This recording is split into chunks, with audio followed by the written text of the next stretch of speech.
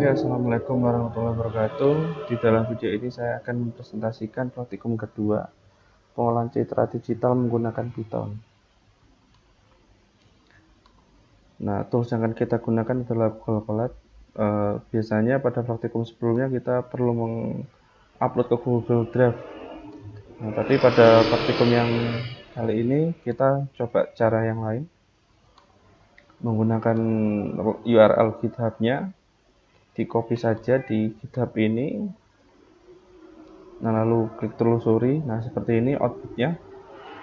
Nah, ini pilih yang praktikum 2.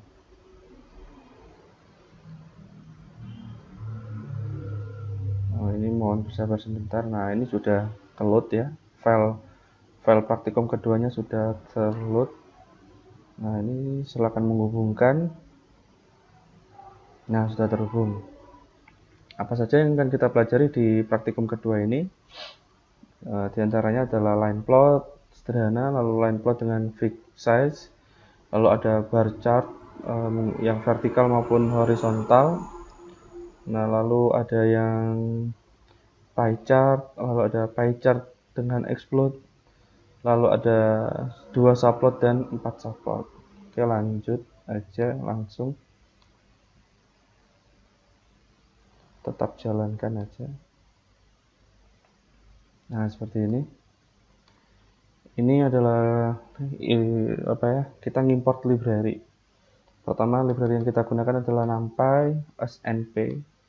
Berarti untuk memanggil NumPy di coding selanjutnya itu cukup dengan np saja.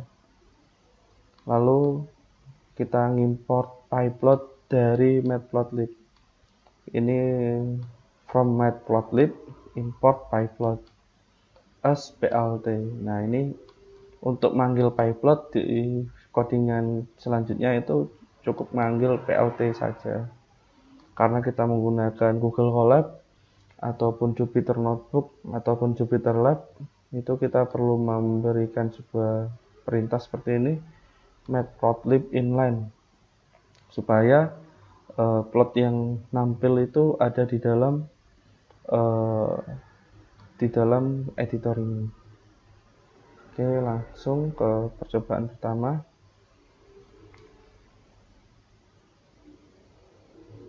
Nah, percobaan pertama di sini kita membuat plot kurva seperti ini. Nah, kurvanya adalah T dan S. Nah, yang diplotkan adalah nilai T dan S. Nah, nilai T ini merupakan array NumPy array mulai dari 0,0 hingga 2,0. Nah, lalu untuk kenaikannya itu adalah 0,01. Berarti dimulai dari 0,0, lalu 0,01, selanjutnya 0,02 hingga nilai 2,0. Nah, lalu dari nilai T ini diberikan sebuah fungsi matematis seperti ini, disimpan ke variabel S.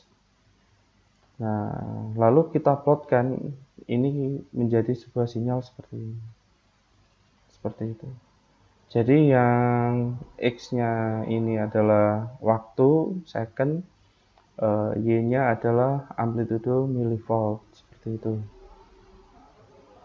Oke, lanjut ke percobaan 2.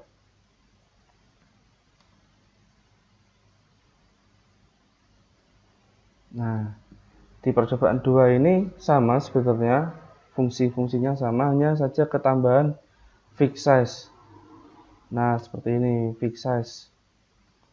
Jadi setelah plt titik figur, lalu ada fixed size 10,5. Nah, maksudnya adalah ini adalah panjangnya 10, lebarnya 5. Jadi biar lebih besar saja plotnya, berbeda dengan plot sebelumnya ya. Ini terlihat lebih kecil, sedangkan ini terlihat lebih besar. Oke, lanjut ke percobaan 3, bar chart. Ini yang vertikal. Nah, seperti ini outputnya. Adapun untuk melakukan bar chart ini kita menggunakan dua buah array. Array yang pertama adalah misalkan dicontohkan ini bahasa pemrograman C, C++, Java, Python, dan PHP. Nah, lalu nilainya misalkan student nilainya yang menggunakan bahasa C berapa, misalkan 23, yang menggunakan C++ 17, dan seterusnya. Lalu diplotkan ke sini plt.bar dalam kurung langs, student. Nah, outputnya seperti ini. Nilainya yang menggunakan C 23, C++ berapa, C++ 17. Nah, lalu bar chart yang horizontal sama, masih menggunakan dua array langs dan student. Hanya saja kalau yang bar chart vertikal ini cukup seperti ini, plt dot bar. Kalau yang ini percobaan 4 ini yang horizontal, plt dot barh. Jadi ada tambahan barh, tapi ada yang perlu sedikit dirubah. Ypos-nya ini kan ypos-nya akhirnya harus bahasa pemrogramannya ya. Ypos ini harus ada di sini, berarti bahasa pemrogramannya harus ada di sini. Jadi dicari panjang array-nya, panjang array,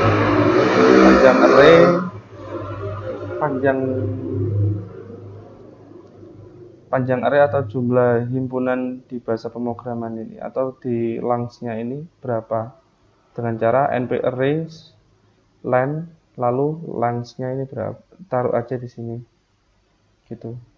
Terus untuk yang selanjutnya plt barh ypos student, berarti student yang ini 23 sampai 12 ini itu sebagai ypos, sebagai di barhanya, lalu di sininya barh, lalu ada plt ytix itu di sebelah sininya ypos langs. Nah, seperti ini.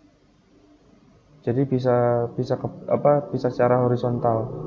Tapi kita perlu mengetahui banyaknya himpunan di variabel langs dan menggunakan dua baris. Yang pertama barh, lalu dan ytix. Barhanya adalah nilai dari tiap-tiap bahasa pemrograman secara horizontal. Nah, lalu yang ytix-nya ini adalah sebuah parameter bahasa pemrogramannya. Nah, lanjut ke percobaan 5. Nah, seperti ini pie chart. Kita membuat sebuah pie chart masih dari variabel yang sama, langs dan student.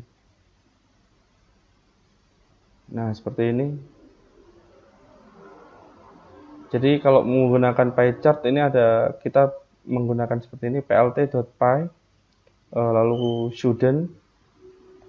Ini student berarti isian dari tiap-tiap irisannya ya. Lalu labelsnya apa, langs, seperti ini. Nah, lalu ada auto pct ini kita menampilkan nilai dari tiap-tiap himpunannya ini.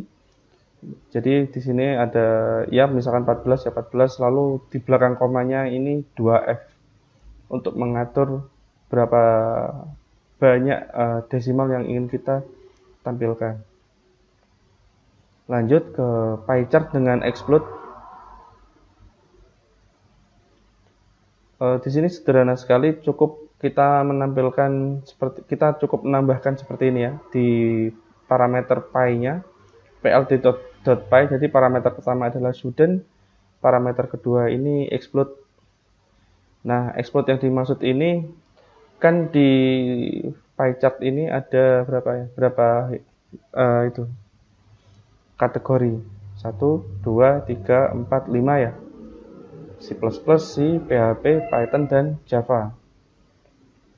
Nah, yang ingin kita ekspor itu adalah C++.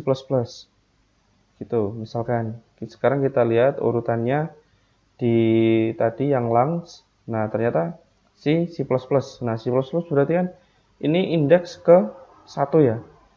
Indeks, kita berbicara indeks sebuah array berarti kan dimulai dari 0, 1, 2, 3, 4. Tapi kalau kita berbicara panjangnya array, nah ini 5 panjangnya. Tapi kalau kita berbicara indeks, dimulai dari 0. Nah, untuk membuat seperti ini, seperti apa ya, pizza yang seperti sudah dipotong gitu, yang C++, karena C++ ini adalah di indeks 1 ya.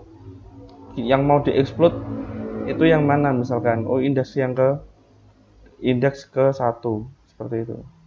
Jadi yang lainnya itu 0, indeks ke 00, indeks ke 20, indeks ke 30, indeks ke 40, indeks yang kedua diberi nilai 0,1. Nah, lalu dibikin sebuah variabel ini, exploit ya. Exploitnya masukkan ke sini. Ini berbeda ya, exploit yang sebelah sini dan exploit yang sini itu nilainya beda. Nah, kita bisa melihat apa saja parameter yang ada di dalam plt.py ini. Yang pertama adalah x-nya, koma, lalu exploit. Nah, exploit yang dimaksud ini adalah exploit dari fungsinya py. Sedangkan exploit setelah sama dengan ini, nah setelah sama dengan ini, itu adalah exploit yang sudah kita definisikan, yang sudah terdefinisi di baris pertama ini. Nah, seperti ini. Kita jalankan ulang. Nah, oke. Nah, lalu pada percobaan 7, nah kita mencoba 2 subplot.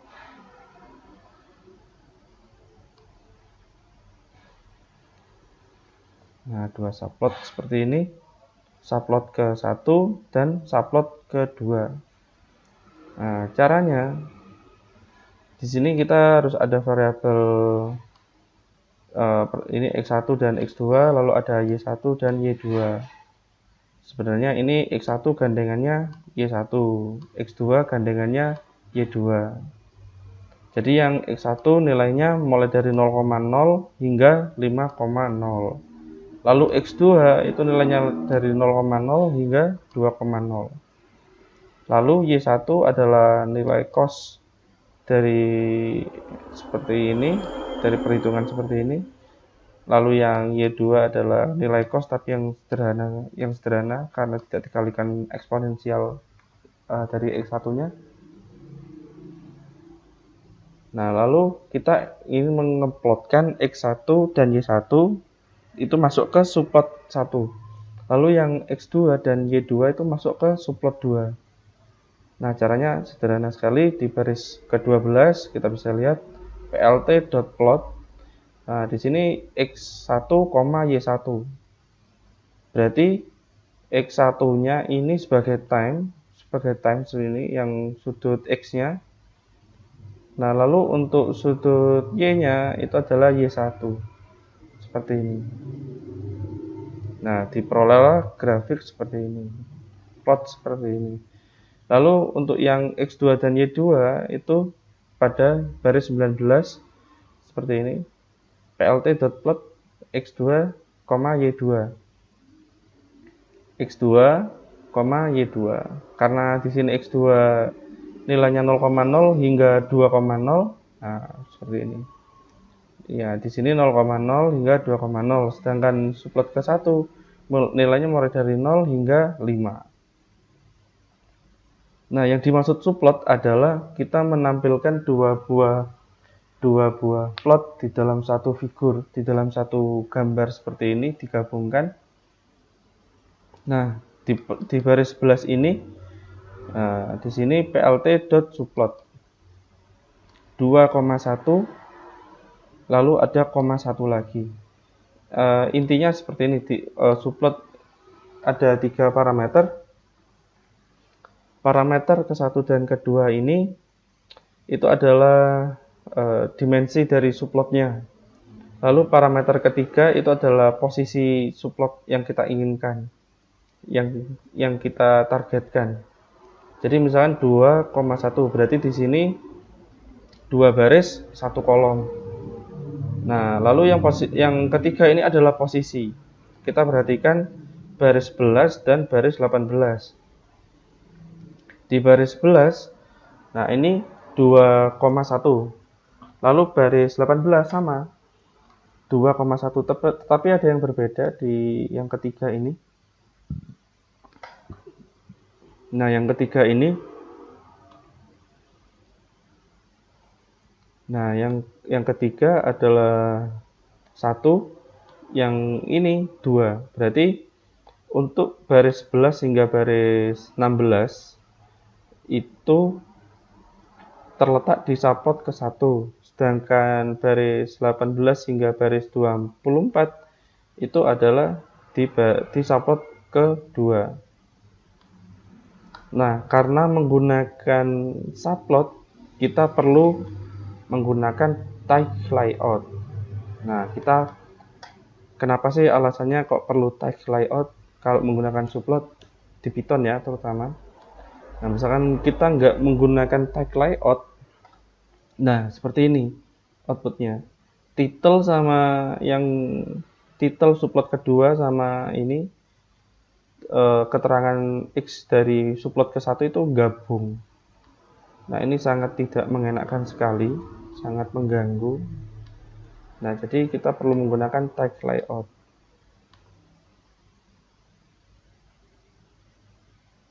Nah, seperti ini.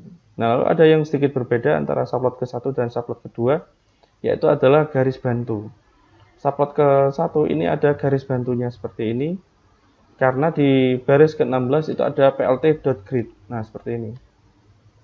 Sedangkan yang subplot kedua itu tidak ada plt.grid-nya. Jadi seperti ini.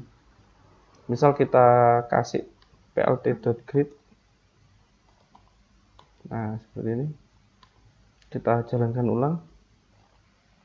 Nah, ini sudah ada itu garis bantunya. Lanjut ke percobaan ke-8. Nah, kita menggunakan path subplot. Nah, seperti ini outputnya. Kita coba jalankan ulang.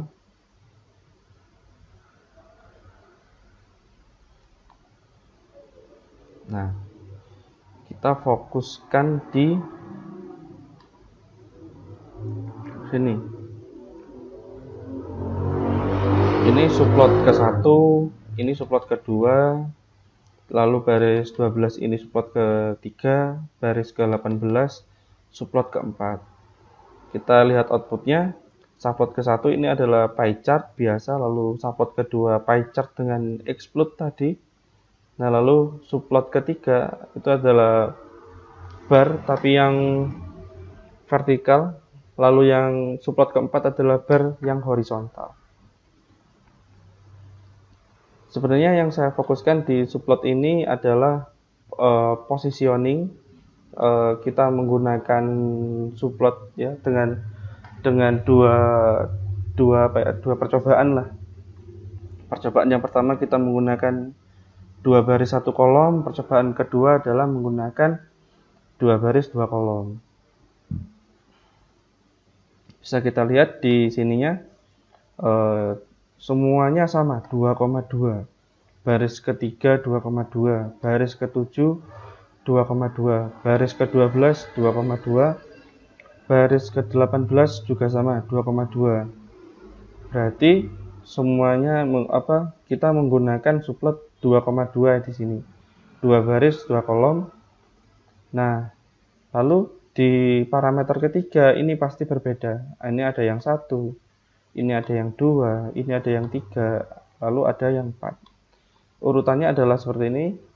Ini adalah posisi ke-1, ini adalah posisi kedua, ini adalah posisi ketiga, ini adalah posisi keempat. Nah, seperti itu. Jadi misalkan menggunakan subplot pasti seperti ini ya. 2,2,1, 2,2,2, lalu 2,2,3 dan 2,2,4. Lalu untuk isiannya seperti ini ya.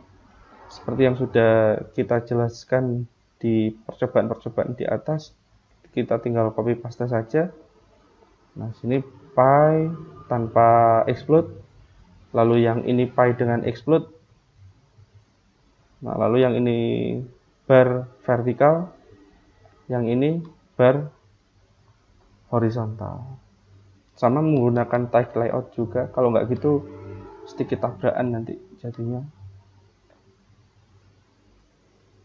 Outputnya seperti ini.